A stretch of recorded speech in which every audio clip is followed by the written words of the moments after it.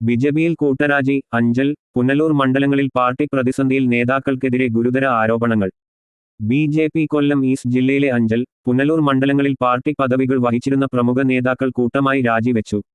BJP. Anchal മണ്ഡലം secretary R. Biju, മുൻ secretary Arun, Anchal panchayat സമിതി general secretary R. Ratheesh Kumar, social media convener Suresh Babu എന്നിവരാണ് പാർട്ടിയിൽ നിന്നും രാജിവെച്ചത്.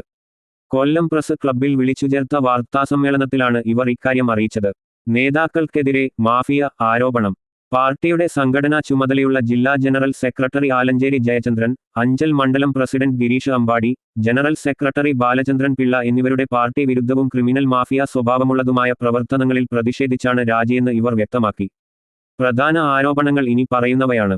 സാമ്പത്തിക തട്ടിപ്പ്. ഭാരതീയ നിധി കമ്പനി പാർട്ടി പ്രവർത്തകരിൽ നിന്നും പൊതുജനങ്ങളിൽ നിന്നും ലക്ഷക്കണക്കിന് രൂപ ഷെയർ ഇനത്തിൽ പിരിച്ചെടുത്ത് നേതാക്കളുടെ റിയൽ എസ്റ്റേറ്റ് ബിസിനസ്സിൽ നിക്ഷേപിച്ചു. ഈ സ്ഥാപനം ഇപ്പോൾ മാസങ്ങളായി പൂട്ടിക്കിടക്കുകയാണ്. Real estate mafia. പാർട്ടിയെ മറയാക്കി ഭൂമി തട്ടിയെടുക്കൽ.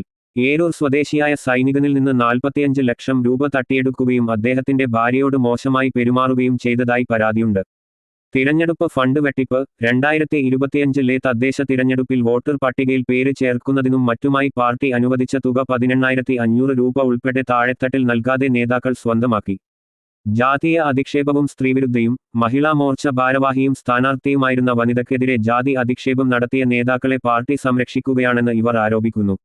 ഏകാധിപത്യപരമായ പുറത്താക്കൽ. യാതൊരു മാനദണ്ഡങ്ങളും പാലിക്കാതെ അഞ്ചൽ, പുനലൂർ പഞ്ചായത്ത് സമിതികളിലെ ഭാരവാഹികളെ കൂട്ടത്തോടെ മാറ്റിയതായും പുനലൂർ മുനിസിപ്പാലിറ്റി പ്രസിഡന്റ് രഞ്ജിത്ത് പരവട്ടത്തെ മുന്നറിയിപ്പില്ലാതെ നീക്കം ചെയ്തതായും നേതാക്കൾ പറഞ്ഞു. സ്വന്തക്കാരെയും ബന്ധുക്കളെയും പാർട്ടി പദവികളിൽ കുത്തിനിരക്കുന്ന രീതിയാണ് ഉദാഹരണം ആലഞ്ചേരി ജയചന്ദ്രന്റെ സഹോദരൻ നിലവിലുള്ളതെന്ന് വാർത്താസമ്മേളനത്തിൽ ആരോപിച്ചു. ജില്ലാ നേതൃത്വത്തിന് നിരവധി പരാതികൾ നൽകിയിട്ടും നടപടി ഉണ്ടാകാത്ത സാഹചര്യത്തിലാണ് പാർട്ടി വിടാൻ തീരുമാനിച്ചതെന്ന് രാജിവെച്ചവർ അറിയിച്ചു. നവകേരള ആയൂർ